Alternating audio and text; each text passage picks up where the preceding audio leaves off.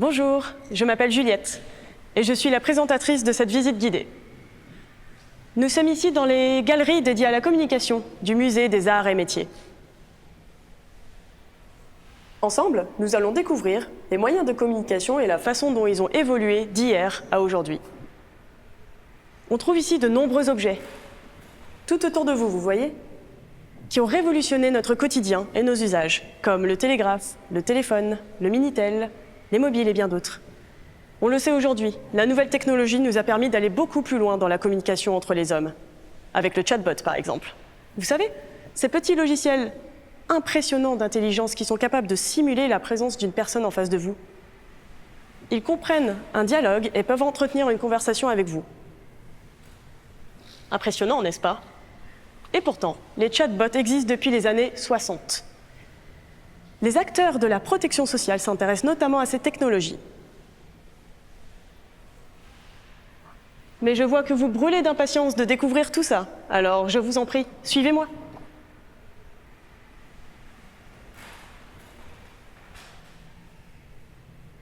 Ici, vous avez le télégraphe de Chappe. Mais notre ami le chatbot Féni va tout vous dire sur cet objet. Féni, dis-nous tout. Bonjour Juliette. Le télégraphe de Chappe a été créé en 1794 par Claude Chappe.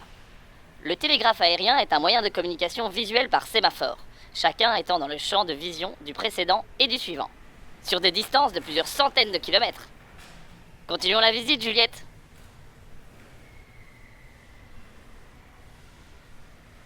Et maintenant, je vous présente ce télégraphe Morse. Féni, est-ce que tu peux nous en dire un peu plus, s'il te plaît? Le télégraphe électrique Morse a été créé en 1840 par Samuel Morse à l'origine du célèbre code Morse, qui associe une combinaison de traits et de points à chaque lettre de l'alphabet. Ce télégraphe utilise un électroaimant qui permet de conserver une trace écrite du message. Il s'impose rapidement grâce à sa maniabilité et sa rapidité. Merci Féni. Ensuite, découvrez avec moi le cadran électrique à aiguille aimantée. Féni? Et non, Juliette. Le télégraphe à cadran est notre prochain objet. Ici, il s'agit du télégraphe électrique à une aiguille aimantée. Créé vers 1845 par Wheatstone et Cook, le télégraphe est composé de 20 lettres de l'alphabet et d'une aiguille aimantée.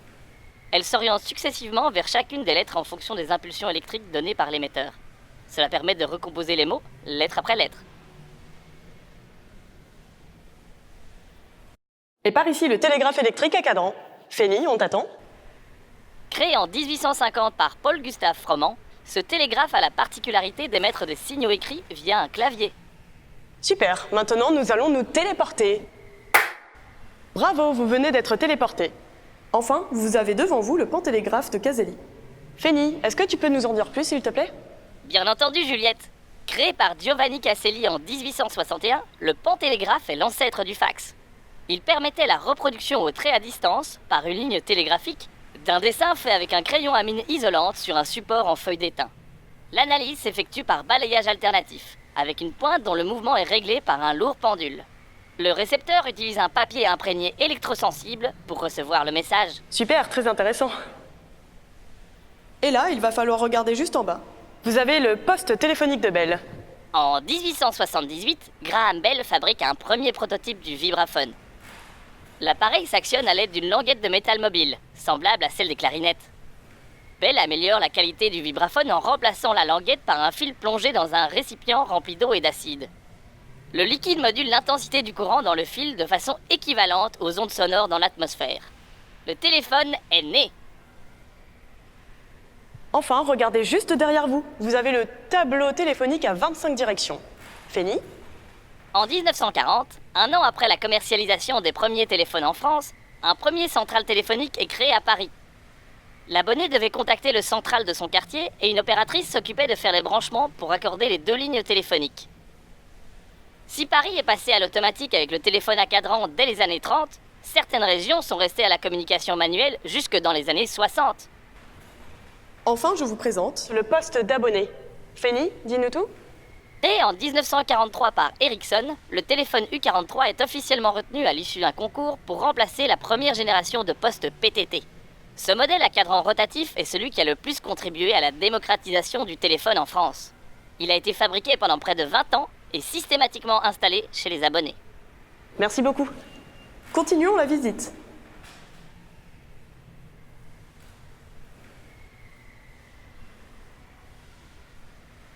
Maintenant, vous voici devant le Minitel. Fanny, est-ce que tu peux nous donner quelques informations sur ce Minitel, s'il te plaît? Bien sûr, Juliette. Créé en 1980 par les PTT, le médium interactif par numérisation d'informations téléphoniques, plus connu sous le nom de Minitel, est un terminal informatique destiné à la connexion au service français Vidéotex. Depuis 2012, sa commercialisation s'est arrêtée. Ok, super. Et ici, vous avez la téléphonie moderne, les premiers cellulaires, juste là.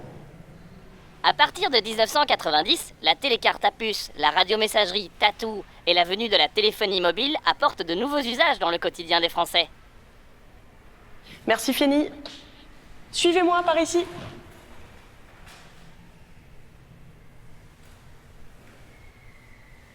Je vous laisse un instant admirer ce beau couloir et rejoignez-moi pour la suite de la visite par là-bas.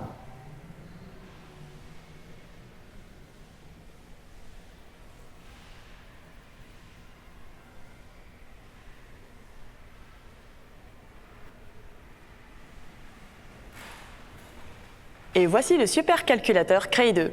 Fanny, est-ce que tu peux me donner plus d'informations sur cet objet, s'il te plaît? Tout de suite. C'est en 1985 que Seymour Cray invente ce supercalculateur, mis au point pour traiter d'énormes quantités de données, réclamant une puissance de calcul considérable. Remarquez à gauche son disque dur externe. Merci Fanny. Voilà, c'est déjà fini. Vous avez découvert avec moi l'histoire de la révolution numérique du 19e siècle à nos jours.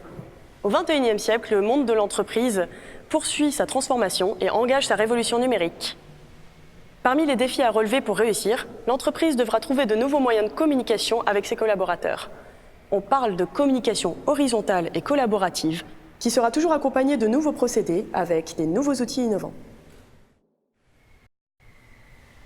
Mutex remercie chaleureusement le CNAM. Maintenant, si vous voulez revoir cette expérience, gardez votre casque sur les yeux. Si vous voulez arrêter, enlevez d'abord vos écouteurs, puis le casque. À bientôt!